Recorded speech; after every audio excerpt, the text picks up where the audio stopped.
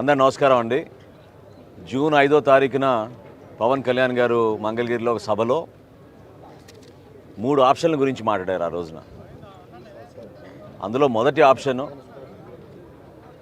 Janasena party, Telugu Desam party, Bharatiya Janata party కలిసి రాబోయే ఎన్నికల్లో పోటీ చేస్తే రాష్ట్ర అభివృద్ధి కోసం, ప్రజల శ్రేయస్సు కోసం, అంతిమంగా ప్రతి ఒక్కరికి ఉపయోగపడే విధంగా ఈ పొత్తు ఉంటుందనే భావన ఆయన ఆ రోజు వ్యక్తపరిచి తన కోరిక నిజం అవుతుందని ఆ రోజు ఆయన స్పష్టం చేశారు.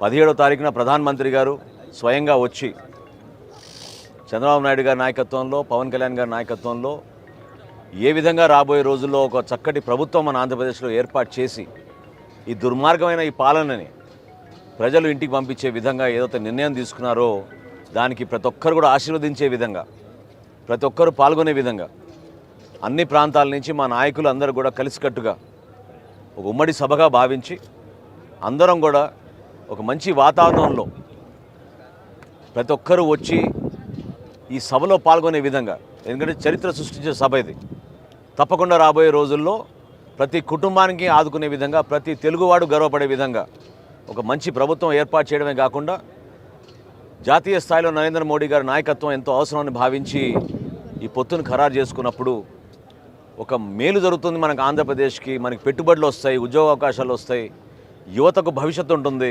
అనే నమ్మకంతో మనం ముందుకెళ్తున్నాం. అద్భుతమైన ఏర్పాట్లు జరుగుతున్నాయి స్థానికంగా పెద్దలు పుల్లారావు గారి ఆధ్వర్యంలో.